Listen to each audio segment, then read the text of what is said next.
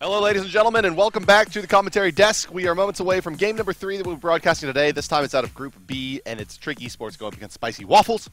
A lot to prove from Spicy Waffles, and I guess a lot to prove from both teams. Trig trying to show that they are the dominant team in Europe, similar to Complexity in North America, and the Spicy Waffles trying to show that their team name isn't awful. Yeah, pretty much. And their awful team name doesn't justify their play style, right? Is pretty much how it would be. But really, the winner of this match goes up 2-0 in the group, which is huge. That's a big weight alleviated from your shoulders. Yes. It almost guarantees that you make it into the SPL. So that's very, very important. You want to get 2 wins as early as you possibly can. And all things told here, Trig Esports, definitely the team that we are probably favoring here going into this one.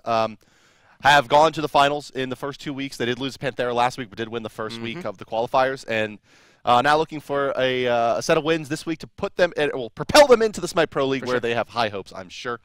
But Spicy Waffles, Wolfie, Ninja Bobat, Arrow, Gammon, and Half Devil, they have something to say about that.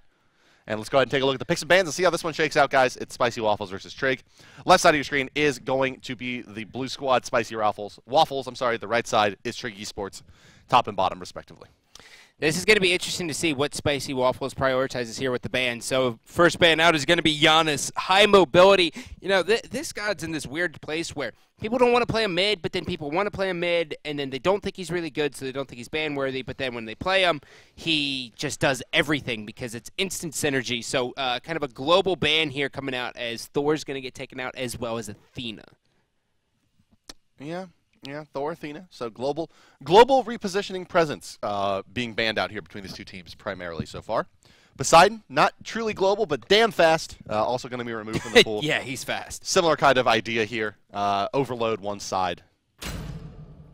Overload aside. Oh!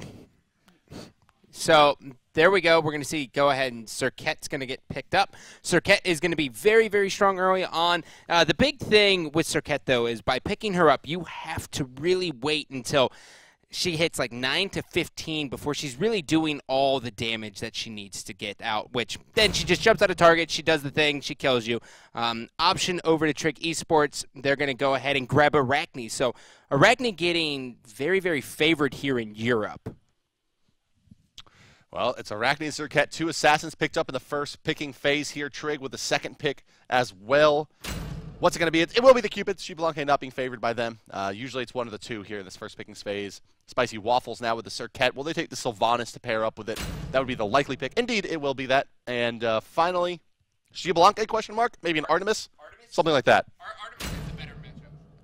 Xiblanque is picked up here, and he will be the do, at least for now.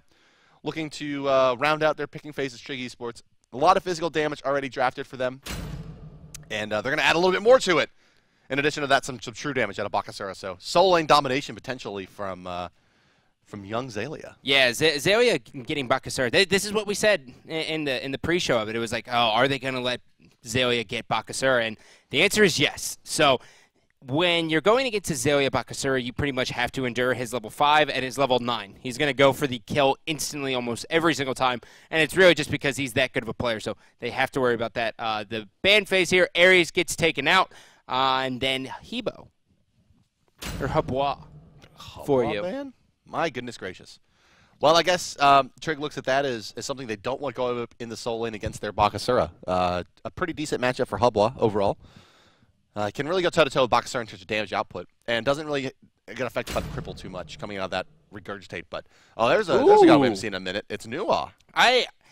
This Nuwa is interesting because everyone thinks she's like super weak early on, and yes, before level 5 she is, but after that, Clay Soldiers mixed with Shining Metal is really a lot of burst to withstand. So it's really just her ultimate that helps out later on in the game. Yeah, but look how hot she is. Yeah, she is. She is super hot, dude. She's super hot. And then speaking of hot, you got Ra. And Ra, by far, my favorite mage. I think he's going to come back into the flavor. I think people just forgot how strong he really is. You can really do anything with him. He's going to go into the solo lane here. He can do whatever he wants. He can go CDR, he can go damage, he can go Lotus Crown, he can go full defensive. The options are unlimited, and that is a Zhang Kuei. The Zhonger. I love Zhang Kuei. He's by far the most fun, but it's all about just getting to that point where you have the items to where he is fun. Right? Like, that's Zhang Kuei. Fair enough. Yeah, John Quay. He's a large man. So what this god brings to the table is he pairs up with this Amir as kind of the front liner for Trig. He has a pretty nice burst and sustained damage possibilities out of his kit. Synergizes well with the Cupid, as well as Bakasura in terms of having kind of area denial to synergize with his big circle-based ultimate. All things told, a pretty nice draft here from Trig Esports. Two very, very high-octane assassins, some nice front lining, and of course their ADC to round it all out. Spicy Waffles on the other side, a little bit more pick-oriented, looking to kind of get kills with this Circuit to snowball them through the laning phase, where Trig a little bit happier just continue farming. So we'll see how this one shakes out, guys. We're underway. It's Spicy Waffles versus Trig Esports. So the one thing I love here is the fact that Ross started off with Sprint 2. If you are a mage going against Bakasura, Sprint 2 is your best friend. If you don't have an escape, that's how you're going to get out. But then speaking of Bakasura, he's actually going to be starting off with Death's Toll and Short Bow, which is a start we have yet to see from Baka. Yeah. Well, I'm sure the Azalea knows what he's doing. Oh, no, for sure. I mean, the attack speed on him Stacking is attack speed, yeah. Is just going to be... Death's Toll providing some. That early Odysseus bow pickup also as well. Well, it's not an Odysseus bow, of course, but... Yeah, that's going to go into a tickable most short likely. bow. Yeah. Now, short bow. how this little monster with knife hands will use a bow still remains to be seen, but it's a crossbow. Somehow it makes him attack faster. Individual, single-hand crossbows. That's it. So Ra's going to go ahead and get into the respective region. Teams go ahead and went and got the early wards in. As you can see, Spicy Waffles really prioritizing the area between red and purple as well as the mid-harpies. Most of the ganks will be coming from their jungler through that harpy section, so it's a good word to have. As silly as I think the name is, it's a pretty nice tag. Big S, small p, big W. That's a good tag. Dude, that's a you good really tag. think that's a good tag? I don't think it's a bad tag. I like it better than Spicy Waffles. Yeah, but like what else? What other options do they have with SPW? All caps, all lowercase. They could have been Spice. Spice would have been awesome, though. You would have been. Spice would have been nice. You're more about Spice. Spice is nice. Oh yeah, Spice is nice. So right off the beginning here, you can see the clear is going to come in, and Trig's going to waste no time. They're going to shove that all the way up. Zeolia has his blue buff. He's just going to wait. And Arachne Cuvo for it, actually. So this is an Arachne jungle, something that we see in North America prioritized by Weekend a lot. And she's going to look to get involved right away. She's just going to really get some harass down and force her out of the lane. Christmas Elf Nua being played by Wolfie. Trying to hold down this mid lane, taking some harassment from the Arachne, who's going to go for those left side back camps, and there's not much they're going to be able to do about this. They're going to pull the Amir as well to at least cut off any potential rotation of the Sylvanas here. And you can see Lobster taking some souls off of these Harpies. Now soulless Harpies being cleaned up by Cubo. Yeah. Now this is really, really important. So by taking that back, that's going to set Circuit back by just a little bit unless she goes for the invade and pushes into Trig Esports side of things, but I don't think that's going to happen. So instead she's going to see she's got the Mez on wow, one. That's both. A lot. Cubo could be in trouble here, but he's just going to go ahead and go and try to re-engage on him. He's got the dream. I mean, you almost never see that play out of Circuit where you use, so like, for those of you out there that, you know, play Circuit sometimes or have watched these pro league games, you'll see her use that ability right there. That basically CCs a target. And then there's just one like ridiculous usage case where if you hit like multiple targets, they fight each other. Yeah. And you saw it there. You almost never will see that. It's almost always used just to crowd control a single target. Well, taking a look at the duo lane here as we're going to go and check it out. So Shablanca and Sylvanas, they do have good clear. But so does Ymir and Cupid. Ymir's going to be able to frost carpet this minion wave every single time, and that's going to damn near kill them all anyways, and then the Heart Bomb's just going to kind of finish it off. So Shablanca and Sylvanas have to make sure they continuously have pressure on the lane. Yeah, both the tanks taking a bit of damage. Trig's a little bit the more aggressive player, and that's echoed through his god selection here, Ymir. A little bit more of an aggressive god than Sylvanas. Yeah, for sure. Sylvanas is more of a, all right, I rooted you, so I decided to pull you into my entire team, and now I knocked you up, and I hope you're dead. Ymir's like, I'm going to do everything. I'm going to kill you. And you always underestimate how hard he hurts when you just get hit by an auto early on by Ymir. Yeah. With the Frost Carpet. 80 damage. Sucks. We're about to see it here on the Half Devil as these mid camps. Looks like they went actually to Half Devil. They're using the Hog. Frostiac now, he's being pushed around a bit. Circuit ultimate as well. He's going to pop.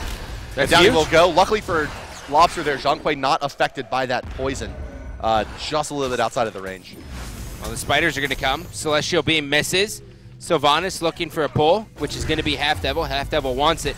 All things considered, that's a really, really big first blood for them. Spicy Waffles really need to win this. It'll be huge for them, momentum-wise, going into the rest of today. Yeah, it's a good pickup. They don't get the kill onto Trix before he finishes off his cooldown boots and gets a blink 1.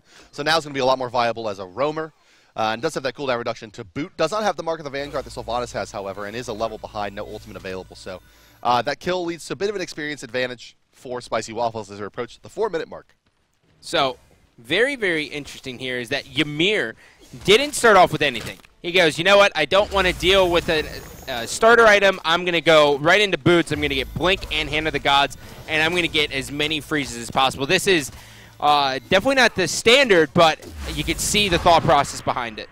Yeah, looking to make plays in the mid lane as well as Frosty here. He hits his level 5, pairing up with Lobster, leaves some experience from the mid laner. And now Yaman's just going to go ahead and back out here. Serket doing Serket things, staying in the jungle. She's really got about 10 more minutes before they have to absolutely fear her. She's already got 1 kill early on in its first blood. She gets 2 more. She finishes off the Jotun's Wrath and then a Deathbringer. No one's going to really be able to stop her. This early game, though, to me, heavily favoring Trig Esports so far. Even with the first blood going to Spicy Waffles. Unchecked Azalea versus the Raw on Bakasura, which brings a lot of carry potential. As we mentioned, the Ymir getting his kind of early game core online. And it's that Iqbal rush really, really panning out for them. Net worth-wise, Serket and Ra leading the charge. But you see the next 3 are Bakasura, Arachne, and Zhang Kui. And what's scary is kind of how low down the list this Shibalanke is. Kind of pairing up with the Cupid. Nuwa as well, also struggling in the mid lane. Zhang Kui really maybe going to be the deciding factor of this one. So Fields of Love's going to come down. Trix Tank has the ultimate there. Half double taking a lot. Does Cupid have the damage? The wall's going to actually deny him. And is he going to dash forward? He is, but does he have to follow up? He misses. He's got 1. Now he has to turn and have to fight Yaman. He does have minions, but he's just going to try to pick up these hearts, and he isn't able to do so. In comes Serket. Serket should have a kill. He's got the jukes. He's trying to stay alive. Funballer, he's got the help. 5 seconds. That's huge. Here comes Arachne.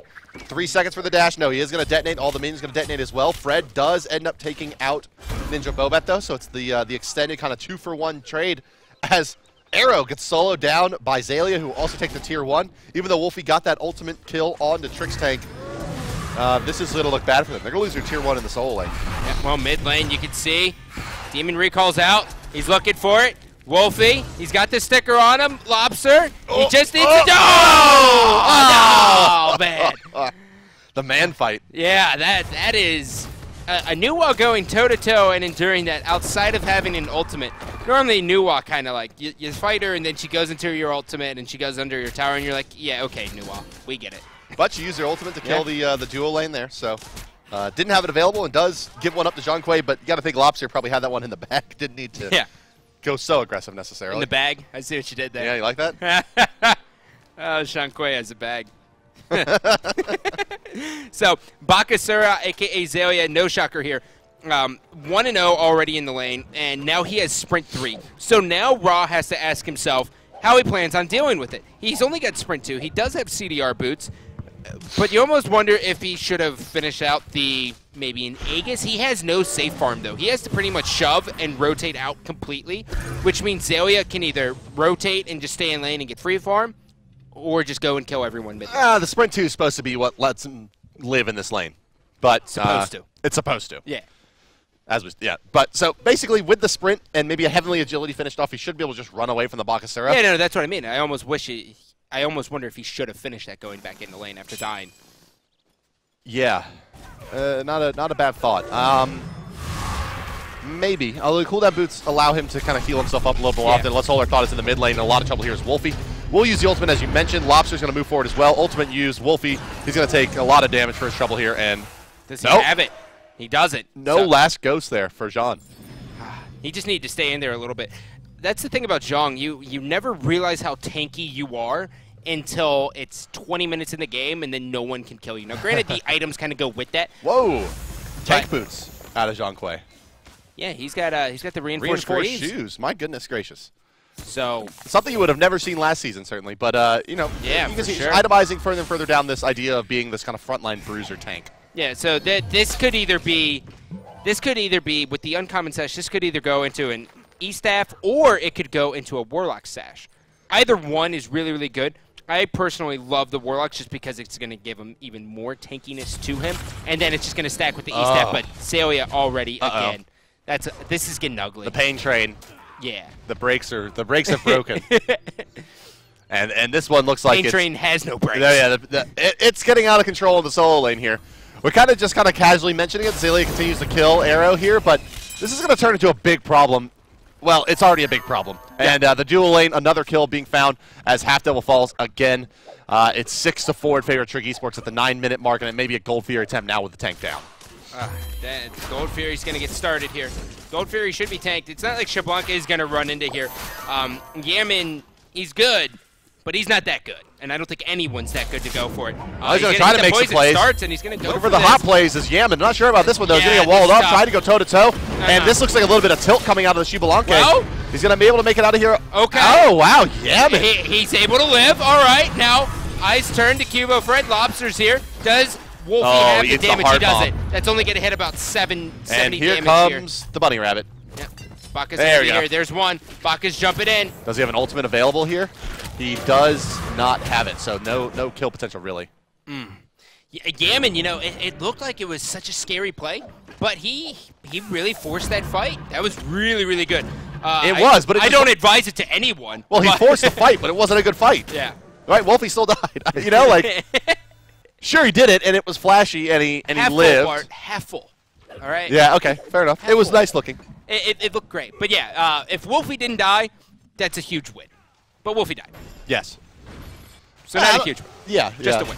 I mean, it's just a really low percentage, high risk, low payoff play there that he made there. It's like, yeah, sure, he doesn't die, and he annoyed the enemy team a lot, but like they already got the Gold Fury. We're gonna get a return kill onto a Cupid. You know. Yeah, this is so smart out of Zalia in the solo lane as well. He's freezing this wave, so he was just freezing the wave, so the Ra can never get back into the game without getting at least past the blue buff. And if he's past the blue buff or his old tier 1 tower, Ra's dead. Yeah. 100%. Zalia is just, he's 3-0. This is just routine for him right now. Serket's finally going to make her way over here, which is going to be Ninja Bobat. But even still, I don't think Zalia is going to have a hard time living that assault. Bakasura is holding another 1,200 gold in hand as well, so the next item will be coming out fairly soon. Likely to be an Executioner. That would be my guess, based on Zalia's past builds, but no guarantees. Yeah. But gold in hand being top there. A lot of gold being held by Trig Esports here after that Gold Fury. Jean Quay sitting at 1,400, 1,300 of the Bakasura, and they're going to make a play on to Half Devil, and they're going to make a good play on to Half Devil as he is dead to rights. There comes the ultimate. Yaman tried to hold them back, but Cupid dashing forward will be screwed. That one now is Yaman in a bit of trouble, and he's forced out of this one as well. So taking another spill is Half Devil. No Gold Fury to capitalize on, but Jean Quay making the rotation as well. This could be a team fight breaking out on the left side. Yeah, it looks like they're going for the counter initiation. Ninja Bobat has ran over every single ward of Trig Esports, though obviously he doesn't know that, but they see this coming from a mile away, and they're just going to back up. Jean Quay is going to go ahead and get some easy farm as he's finally going to head back here, and we'll kind of see what he's going to be looking to do with this. I'm still thinking it's a Warlocks, and there's going to be the Warlocks, so after this, he can really do whatever he wants. Gem of Isolation's a great item on him. E-Staff's really good as well. So most likely, it'll be Spear of the Magus. Oh, yeah. Yep, for the penetration. Spear of the Magus into E-Staff would be pretty damn... it's really hard to deal with, too, just because of the dot damage from the card as well. Yeah, that's right. Yeah. Jean Quay able to stack up that Spear of the Magus pretty quickly. A very cost-efficient penetration item as well. It'll help steroid his damage, and then he can always build into something probably like an E-Staff. Everything in that tree, everything in the penetration tree is very cost efficient. Yes. Like you never buy penetration, you're like, it's so much. It's not like a Ratatouille, right? Or even a Chronos Pendant sometimes feel like it's a bunch. Yeah. The Obsidian Shard with 70 damage on it, very, very cost efficient buy. Yeah, can't argue with it. So looking at it, this Ra, aka Arrow, has decided to go into a Book of Thoth instead of a Warlocks or any kind of really physical protection. Normally when you're going to get to physical, you can kind of see Ra's go into like the breastplate of valor, but number 4. He just killed him so fast, Bart. I'm really glad that I don't play on European servers, so I never ever have to play against Zalia in a normal match. That's gotta suck. Because Arrow's a professional player, right? And he's died 4 times. How many times do you think he would have died? Me? Yeah. Probably every time I came to lane. Yeah, but like 13 minutes. How many deaths do you think you'd have? 6? 6. Yeah. Yeah. I was thinking 6 is probably about accurate. Sticker's going to go down on Cirquette. Ymir's going to be there. Forces that. The wall is going to deny as well. And Nuwa forced all the way out. They didn't waste a whole bunch, though, so they can look to re-engage this. Eyes on Ymir. Yeah, Ymir, he definitely should be the tempo controller here. Moving forward to Strixtank, the wall's going to force them to split. Going to get nicely taunted out there by young Cirquette. Junkway going to pop his beads to deal with that half-double ultimate, and that ultimate doesn't find much here. Freeze off the mark, unfortunately, for Trixtank. In the meantime, Arrow gets the kill onto Lobster, it looks like, in the back of that fight, and Trick's going to spill as well as he misses the wall, so nice hold by Spicy Waffles, and they get a couple kills back. Yeah, that's going to cut the lead just a little bit here. You can start to see it dips up a bit. They're still down 5,800 experience and 4,000 gold. They're going to go for the assault on the Tier 1. Unfortunately for them, fortunately for them, the Gold Fury just spawned. They might be able to get that as well, and then we have ourselves a game. Well, I mean, this is the problem. We're riding on the back of the problem right now. Azalea sitting at level 16. And it was not an Executioner, it's an Odysseus bow, so even more attack speed, chain lightning damage coming out as well from the Bakasura with his Sprint 3 online. 4 kills, 8,400 net worth, leading all players in all relevant categories. When are they going to pay their respects here? Like, when does the attention turn for Spicy Waffles to dealing with Zalia? So far, they've done a pretty decent job of dealing with Lobster. They dealt with the Cube of Red rotations as well. They've tried to gank Funballer a couple times. And they've killed Trixtank a couple times. But when are they going to try to deal with this pesky Bakasura who is ginormous? Well, how do they, right? So you got Cirquette who's going to jump in on her. Jump in on Zalia, kind of hit death, last breath, do everything she can. And then Raw is going to be there for the support, but well, I guess they could. I guess now that I put that in my head, it makes sense that Cirquette could jump in, set up a Searing Pain, and then do everything from there. But I don't know if they want to. I think Cirquette's afraid. Right. With no bees on the Bakasura, when are they planning on... They should have ganked him in the laning phase. I mean, I think you're right on him, but maybe that's a testament to Zalia, never really being enough out of position for Cirquette to think about moving over there, or maybe he just commands that much respect that they're just worried about that he's just going to 2v1 them. And that's the problem with Cirquette, right? Her health pool's so small that if she jumps into the Regurgitate, she's dead. Yeah. And on top of that, look at it. He's going to have this wave shoved all the way up to the Phoenix, which is going to force one person to go back, which is going to be Raw. So now this siege kind of on the Gold Fury is going to go in favor of them because they don't have a Raw as well. So this is going to be a 5-on-4. Bakasura is treating this like it's like he's a Loki, and they started this up. This is a bold play. Yeah, Spicy Waffle's going to make an attempt at this Gold Fury here, getting a bit low, down to about 50%. Here comes on the backside the Arachne and the front line charging through as well. Trixtank pushed out of this one. Gold Fury still not falling. Trig ends up getting it there. They don't do enough to zone out the Ymir. Now the fight continues on. Cubo Fred going to be able to close the distance here. And down goes Yemen. Down goes Bobat. Down goes Wolfie. Only Arrow remains. And Zalia's chasing him down. Not going to go for the kill. They get all of the objective play they were looking for. Both mid camps up. Tier 1 mid as well going to be where they turn their attention. And it's a 7,000 gold lead, 10,000 experience lead on the back of that fight for Trig Esports. He went from 4 kills, 0-0 to now 4 kills and 4 assists after one team fight, and they're going to get the Harpies off of that. Spicy Waffles, it wasn't necessarily a desperation play, but if they would have gotten that Gold Fury, it would have been great for them. But look at this. Zalia's going to dive on him. He's popped Sprint 3. He wants it, but he isn't able to finish it. So Ra is able to live finally. Just a little bit late. Yeah, he makes it out of there, but... Is that Fire Giant started? Yes. That's what I was going to be getting at. Bakasura makes enough space here that the Fire Giant's going to be started up here by Trig Esports, already falling down to 5%, and down it goes. No hog necessary. Woo! All 5 members going to be wielding that nice fire belt. Yep. Zhang Kui also built into a Divine Ruin, which is going to take out the Raw just a little bit, as well as the natural heal from Sylvanas and all of the lifesteal coming out of Shablanque, so that's going to be very, very good for him. The Ymir actually went Sovereignty, and now he's got a Talisman with CDR boots, and Zalia now has an Executioner on top of all that attack speed. Yikes. Yeah, yikes. I mean, he's damn near cap at this point. He's hitting real fast. Yeah. Not when he pops to back it up, right? Yeah. But like, it doesn't matter. It's Bakasura. He does true damage. So it's a pretty clever build, especially to try to dominate the mid game and win this one early, which it looks like Trig Esports is looking to do. Yeah. It's weird. We saw all these changes and we thought like everything was going to be kind of late game based going into the season, but it seems like more games are ending before 30 minutes than before. Yeah. And I think it's really just because of how much once a team gets a Hunter, if a Hunter gets an early kill, he's so hard to deal with. I mean, I think it has a lot to do with how Xbalanque is being picked a lot. It just becomes, you have a bigger kind of need to finish games early, because if you let games go 35, 40 minutes, you lose a Xbalanque. There's like a sense of urgency now. That's right. Yeah, which is good. So they're actually going for a split push here. They're going to have to back after they get this tier 1 tower, which isn't really going to be significant gold, but it will help them get back into this. The wall's going to come out, delaying Half Devil from getting in. You can see the madness is going to hit, but that was a quick Phoenix, and none of them even got any poked. You know, they didn't really have to give up anything for that. It was pretty uncontested.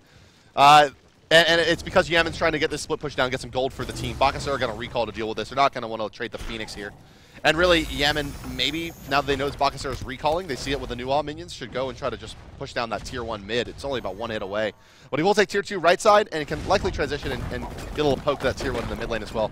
Make some money for the team, try to get them into their next items, but it's still a pretty big advantage in favor of Trig Esports. And moving forward really aggressively is Half Devil here. The team not on the mark. He may die for this one. Yeah, he's still managing to stay alive. Ra drops the heal as well. He's going to heal him up a bit. He doesn't have the Lotus Crown, so you won't see the protections. Neither does Sylvanas. He doesn't have the money for it just yet. He's got the wall in front of him. He might get denied here. The Fields of Lava is going to hit as well. Beads are going to be popped. Here comes the Siri Pain. It's going to hit, but now Trickstick's going to be there. Will Half Devil fall? Wolfie's able to get one. They're looking for another one. I don't know how that fight went so well for Spicy Waffles. I mean, hey, well, hold the phone. Yeah, it's not going yet. that well. Here comes. Oh, he got pulled though. Gets pulled, but that gives him even better positioning. He will die though, as Yemen actually finds enough in hands to take him down. Wolfie trying to zone out Cubo Fred, who's looking to for that return kill. He will pick up Ninja Bobat in the meantime, so they lose their Circuit. It's a 2-for-2 trade, but tier 2 mid's gonna fall as well. However, for Spicy Waffles, they buy themselves some time. You know, Yemen had great positioning throughout that entire team fight, and that's why he's still alive, but they really got to be careful, and they have to keep tallies on Xayah as well as Arachne.